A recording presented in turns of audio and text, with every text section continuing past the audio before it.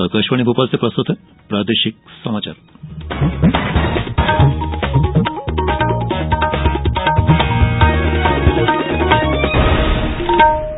नमस्कार, समाचारों के साथ मैं प्रशांत सेंगर। सबसे पहले इस बुलेटिन के मुख्य समाचार।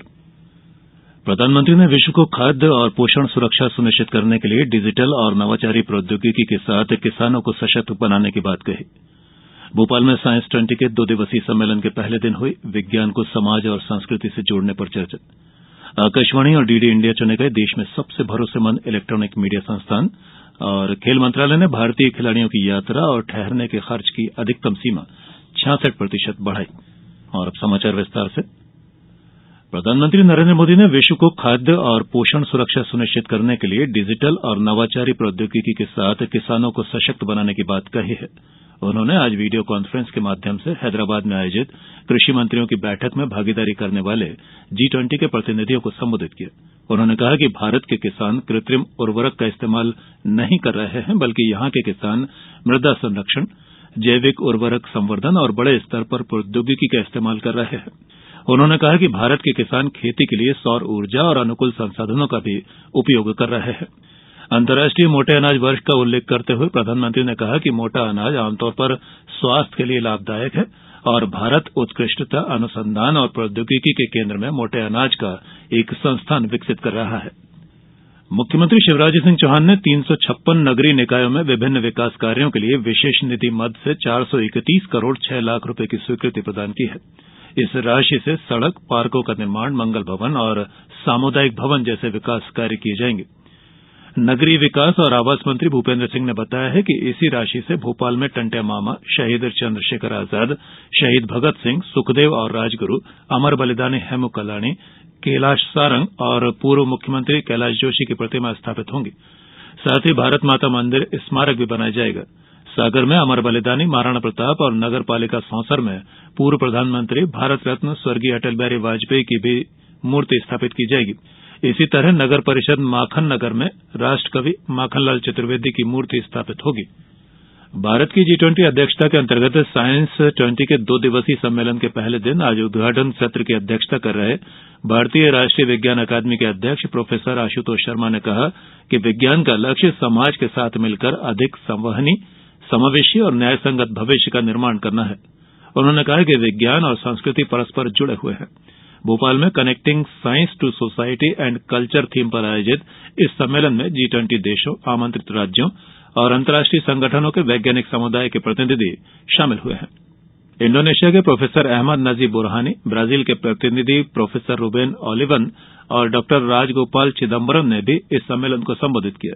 दूसरे दिन की शुरुआत कल वन विहार में नेचर वॉक से शुरू होगी।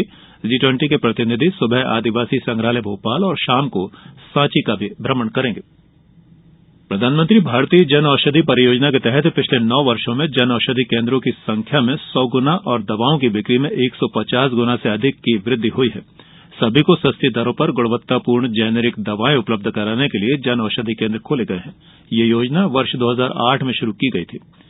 आकाशवाणी से विशेष बातचीत में pharmaceutical and medical devices bureau of India के मुख्य कार्यकारी अधिकारी रवि ददीश ने बताया कि इस योजना ने नागरिकों को पिछले 9 वर्षों में अपने दवा बिलों पर लगभग 20,000 करोड़ रुपए बचाने की मदद की है। उन्होंने कहा कि सरकार ने इस साल के अंत तक जन औषधि केंद्रों की संख्या बढ़ाकर 10,000 करने का लक्ष्य रखा है।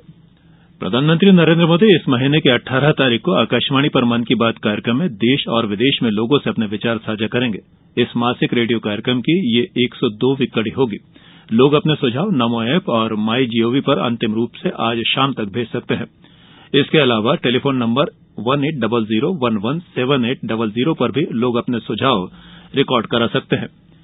समाचारों में वक्त हो चला है एक छोटे से अंतराल का।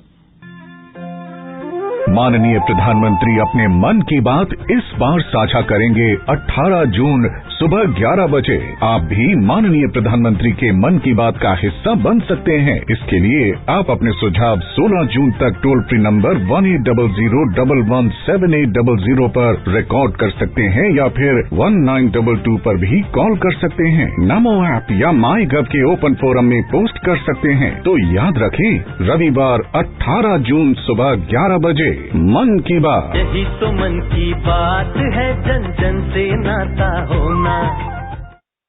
इस अंतराल के बाद एक बार फिर आप सभी का प्रादेशिक समाचारों में स्वागत है।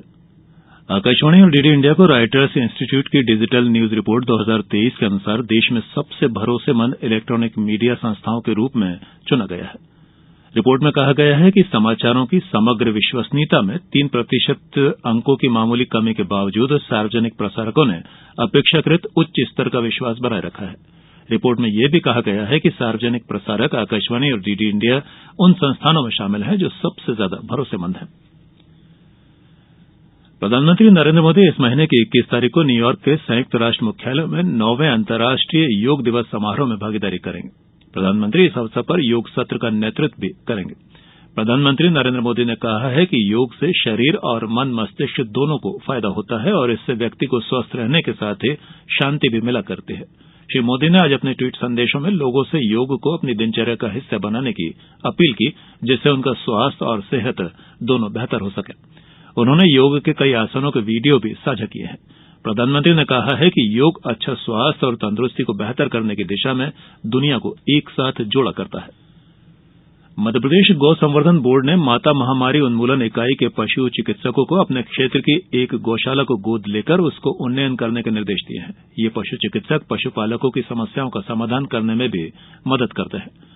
रजिस्ट्रार गौ संवर्धन बोर्ड डॉ BS शर्मा ने बताया कि बोर्ड द्वारा संचालित माता महामारी उन्मूलन इकाई में प्रदेश में लगभग 40 पशु चिकित्सक कार्यरत हैं। उन्होंने बताया कि सर्वश्रेष्ठ उन्नत गौशाला को पुरस्कृत किया जाएगा।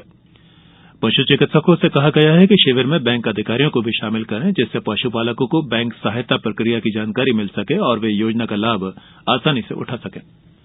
खेल मंत्रालय ने भारतीय खिलाड़ियों की यात्रा और ठहरने के खर्च की अधिकतम सीमा 66% बढ़ा दी है।